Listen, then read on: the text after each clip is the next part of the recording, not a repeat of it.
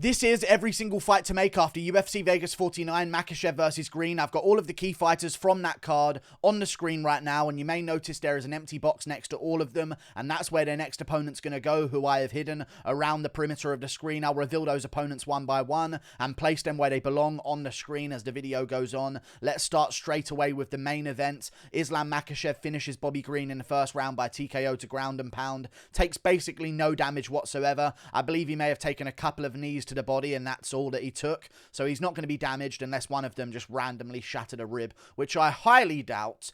And in my opinion, Islam Makhachev should take on Beneil Dariush next for a title shot, because he needs to earn a title shot by beating a top 5 opponent. I understand that some really bad circumstances occurred and Beneil Dariush got injured and he's recovering now and he's almost fully healed. I think Islam Makhachev even mentioned in his post-fight speech that he hears that Beneil Dariush is doing well and getting back on track. So I believe this fight should be rebooked in about 3 or 4 months' time, because I'm telling you right now, this is not an anti-Islam Makhachev thing.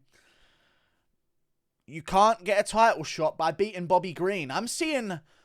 I just saw odds that Islam Makhachev is a minus 400 favorite or something over Charles Oliveira. He beat Bobby and I like Bobby Green. Let's just get this straight. I like Bobby Green. He beat Bobby Green on a week's notice after Bobby Green had been training for a striker in Nasrat Haqparast. The same exact circumstance that went into the Dan Hooker fight as well. How is this man a 4-1 favourite over Charles Oliveira? It makes no sense to me.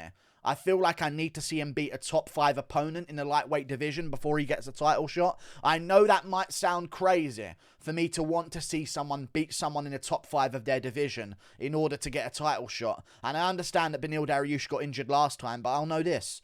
If Oliveira Gaethje happens and the winner takes a bit of damage and doesn't want to fight until the end of the year, and Beneil Dariush goes in there against, let's say, who knows, the winner of another matchup at lightweight coming up soon, Chandler versus Ferguson, and beats, let's say, Michael Chandler, who beats Tony Ferguson, Beneil Dariush has earned a title shot. So what do you do then? And Beneil Dariush arguably has a better resume than Islam Makhachev. So I feel like if Beneil Dariush is going to fight anyone before Makhachev fights for a belt against the winner of Oliveira versus Gaethje, he's going to have earned a title shot, and then you're in a weird position. So in my opinion, you talk to Islam Makhachev and say, hey man, we want to make you versus Beneil Dariush again, because we need you to be, I don't know, a guy inside the top 10 of the lightweight division to get a title shot. I know it sounds crazy. I'm probably just talking absolute bonkers right now, but hopefully you guys can understand me in this really weird mental breakdown that I'm having by suggesting that maybe Makhachev should fight a top 10 opponent before fighting for a belt. But I think that's the perfect matchup. I want to see him against a good grappler who's got good jiu-jitsu, more importantly, that's shown that he can out-grapple guys in the UFC, that he can use his grappling offensively. Bobby Green is a good grappler, but so far before the Makhachev fight, he showed he can be controlled by Clay Guida. He can be controlled by Francisco Trinaldo against a cage. I want to see someone who can use their grappling as an offensive weapon like Beneil Dariush can, against guys like Tony Ferguson, against guys like Thiago Moises, who Islam Makhachev fought as well, but Beneil Dariush beat him before Islam Makhachev beat him by decision. I want to see that matchup go down. Rebook it and say to Islam Makhachev, listen, you could wait out and see if you can take on the winner of Oliveira versus Gaethje, but if Dariush wins a fight in the meantime, he's getting a title shot because he's probably earned it more than you have in that case. So I'm going to do Islam Makhachev, Beneil Dariush, perfect matchup in the lightweight division. Make it in June, maybe at the start of June, and say, hey Makhachev, if anyone pulls out of Oliveira versus Gaethje, you're our guy to call. We'll fill you in on short notice, and you can take on the guy for the belt. But I feel like Islam Makhachev, Beneil Dariush, June fight night main event. Get it done. Let's keep this guy active because he took no damage, and hopefully Beneil Dariush can be healthy by then, because that's the matchup I want to see. I think it will tell us a lot. And beating Bobby Green doesn't tell us a lot about where you stack up against Charles Oliveira. And I saw stuff like, wow, no one can beat this guy in the Instagram comment sections. He's a problem for every, Bobby Green, who's good, but still Bobby Green. So we'll see how it goes. Makhachev versus Dariush. is the ideal situation. Winner gets a title shot, and that's what you should do. Moving on to the loser of the main event, Bobby Green, who took 0 damage. I want Bobby Green to get right back in there and take on a man by the name of Brad Quake Riddell in the lightweight division. I believe he's ranked at the lower end. I don't believe you can put Bobby Green against some of these unranked lightweight names that don't hold too much weight, because I feel like Bobby Green has kind of earned a spot in like the co-main of a fight night at least.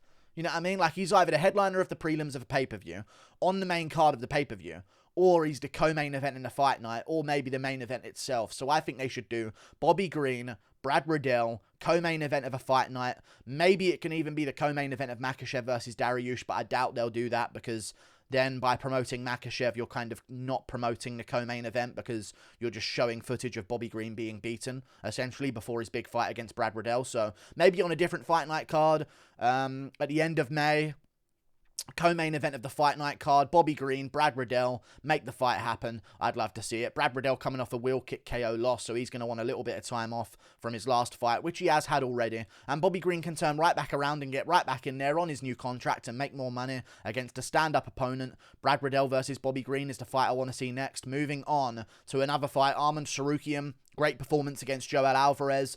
He won the fight very impressively. As soon as he sliced open Joel Alvarez, he just beat that fucking poor guy into a pulp as the rounds went on and got the finish in the second round. But more importantly about his performance, didn't take any damage, which is a big deal. I believe he took a couple of shots on the feet while they were there, but none of them really did anything to him or broke him in any way or cut him open or broke a nose in any way. So he's got no damage whatsoever, hopefully. Unless he was going in there with an injury or something like that. So I think Arman Tsarukyan can turn right back around and take on another lightweight name. And it's time for Gregor Gillespie to start taking some fights at lightweight and not just looking for Tony Ferguson's poor old ass, okay? Gregor Gillespie, Arman Tsarukyan, and guess what, Gregor Gillespie?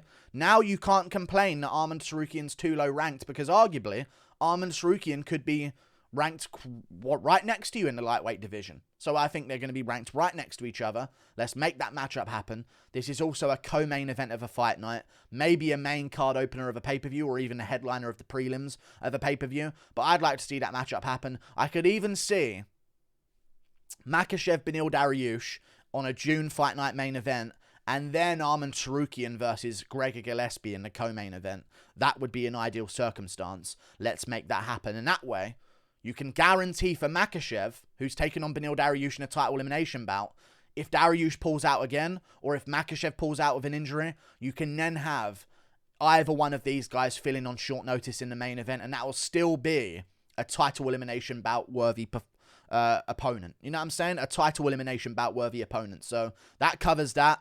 Do that in the co-main event of whenever you do this fight card, and we move on to the loser of the People's co-main event. I understand it wasn't really the co-main event, but Joel Alvarez lost in the People's co-main event of that fight card, and I believe he didn't take, outside of the cut, it's not like he got KO'd and he has to take 6 months off. So once that cut's healed, he's going to be looking to get right back in there. So I think he's going to be out for about 5 months maximum, hopefully. So I think Joel Alvarez versus Alexander Hernandez is a fight that makes most sense next in the lightweight division.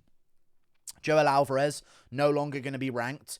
Alexander Hernandez, I believe, is like top 25 right now in the division. Alexander Hernandez lost recently and took some damage in that fight against Donato Moicano. Joel Alvarez just lost recently as well. They're going to be on similar schedules. So I think in about 4 months' time, we turn them both back around and put them on like the pay-per-view prelim opener of the pay-per-view. The actual prelims, not the early prelims. And do Joel Alvarez versus Alexander Hernandez. I think that'd be a very intriguing matchup and a very explosive matchup as well. And I think that fight kind of guarantees a finish in either direction and guarantees some fireworks. And that's what I want to see. Moving on to another matchup, which is Wellington Turman. I like this setup because I'm looking where I'm looking. I'm looking at Ignacio Bahamondes. I'm looking at Wellington Turman. I'm looking at Makhachev. I'm looking at Bobby Green. I like this. This is good. Wellington Turman is a winner in the actual co-main event against Misha Serkinov. So I think that Wellington Turman should take on another middleweight that won on that very same card that took an equal amount of damage because they both took a bit of a beating to win. Wellington Turman versus Arman Petrosyan.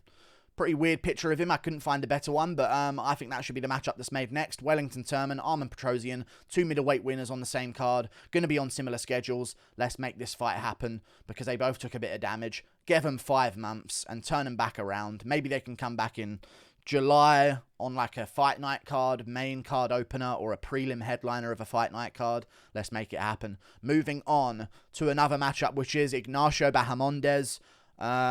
And I believe he had a great performance against Rongju, a really good win that showed where he's at in a division. And I think now is the perfect time to retest him against a veteran. Because if you remember, he lost his first veteran test against John McDessie.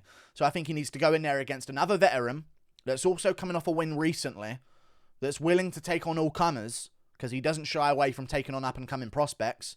Let's give him Jim Miller in the lightweight division. Originally, I wanted to do Ignacio Bahamondes versus Terence McKinney, but I don't want to lose one of them yet. Let's have them fight each other in like an Arman Tsarukyan, Yoel Alvarez type situation when they're both like towards the bottom of the rankings, if we can get there, let's say. So Ignacio Bahamondes, Jim Miller, perfect matchup in the lightweight division. Test just how good Ignacio Bahamondes is, because if you can get past Jim Miller, you're quite good and you're not like a bottom feeder of the lightweight division. And Rongju, we really don't know too much about him, so at least we know that Jim Miller can beat the bottom level guys at lightweight, and he's a step above those guys still in his career. And he's coming off a big KO win as well, so he's got momentum right now. 2 KO wins in a row. I think they should do Ignacio Bahamondes, Jim Miller, test the chin of Ignacio Bahamondes, and just see how good he really is. And can he do what he's been doing against some of these other guys at the bottom of the division against an experienced UFC veteran like Jim Miller that doesn't just let anyone past him. So I think Ignacio Bahamondes, Jim Miller, perfect test for him. Let's move on to another fighter who won, who was Terence McKinney. Again, I was kind of wanting to do Terence McKinney versus Ignacio Bahamondes, but leave them both to blossom in their own right. I think Terence McKinney's next opponent at lightweight should be Grant Dawson. An equally big jump up, because I didn't notice that Matt Fravola's quite highly ranked, and so is Fares Siam. So Terence McKinney's actually climbed very high up the lightweight unranked area, whereas Ignacio Bahamondes is still quite near the bottom because Rongju hadn't proven anything. Who else did he beat? Roosevelt Roberts was on a losing streak, including guys like Jim Miller, so he was quite low down the rankings. So Terence McKinney's actually about 20 positions above Ignacio Bahamondes, so I think he needs to take on that level of opponent, and that level of opponent is Grant Dawson. I think that's a perfect matchup. I wanted to do Grant Dawson versus Clay Guida. Clay Guida has a matchup against Claudio Puelles in April. So let's do Grant Dawson, Terence McKinney, June, July, main card of a fight night, feature fight of a fight night maybe. You've got to put him against someone who's somewhat of a name, who's fought on a lot of cards and has a good record himself, so they can be put in a good position on a card. And I think it's time for Terence McKinney to be on the main card of a fight night in a feature fight position. And you could even do, but I don't want to, no, let's not do that. Not too many lightweight bouts on the same card. Terence McKinney, Grant Dawson, perfect matchup in my opinion. I'd like to see it. I'd like to see Terence McKinney's grappling an explosive first round against a guy who's very good in the first round and does slow down later on. So if we see Terence McKinney come back in the later rounds, we learn that he's got really good cardio and he can push a pace on a guy like Grant Dawson who's got really good grappling early on. So I'd like to see him take on someone very similar to him. And I think that's Grant Dawson, except without the KO ability in the first round, I guess. Let's test this up-and-coming prospect in Terence McKinney against a real solid test that's going to put him in position to start looking at ranked opponents or just outside the rankings opponents afterwards. Moving on to another matchup, Jonathan Martinez won his featherweight debut. I have no idea if he's going to stay at featherweight, but if he is, I think they should do him versus TJ Brown. Not as interesting as the other matchups, I know, but TJ Brown is on a 2-fight win streak in the featherweight division. I think he should take on Jonathan Martinez. Martinez just won. He took a bit of damage. He's going to need a little bit of time off. Let's give him 5 months. Bring him back in July. Have him fight against TJ Brown. Early prelims of a pay-per-view.